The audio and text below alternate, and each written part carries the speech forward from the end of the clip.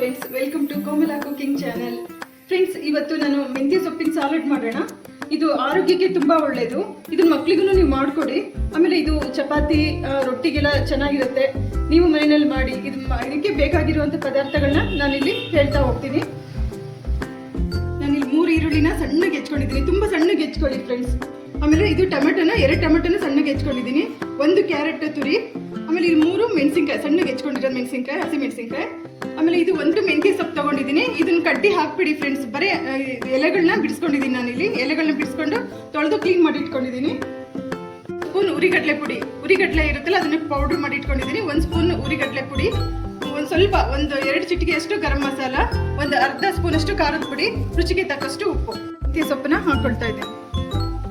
ಸ್ವಲ್ಪ ಸಣ್ಣಗೆ ಹೆಚ್ಕೊಳ್ಳಿ ಮೆಂತ್ಯ ಸೊಪ್ಪನ್ನ. ಬರೀ ಎಲೆ ಇರಬೇಕು ಫ್ರೆಂಡ್ಸ್, ಕಡ್ಡಿ ತಗೋಬೇಡಿ.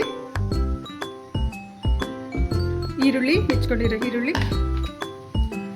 ಟೊಮೆಟೊ,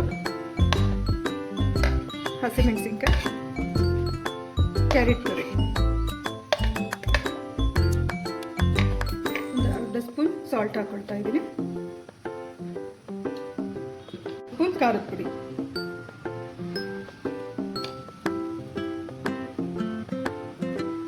ಸ್ವಲ್ಪ ಗರಂ ಮಸಾಲ,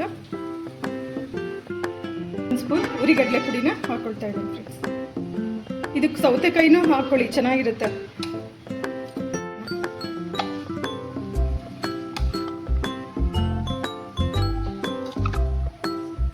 ಪಲ್ಯಗಳು ಮಾಡ್ಕೊಂಡು ತಿಂತೀರಾ, ಈ ಥರ ಒಂದ್ಸರಿ ಸಾಲೆಡ್ ಮಾಡಿಕೊಂಡು ಟ್ರೈ ಮಾಡಿ. ರೆಡಿ ಆಗಿದೆ ಫ್ರೆಂಡ್ಸ್. ನೀವು ಹೇಗಿದೆ ಅಂತ ಕಮೆಂಟ್ ಬಾಕ್ಸಲ್ಲಿ ಕಮೆಂಟ್ ಮಾಡಿ. Like, share and subscribe my YouTube channel. Thank you.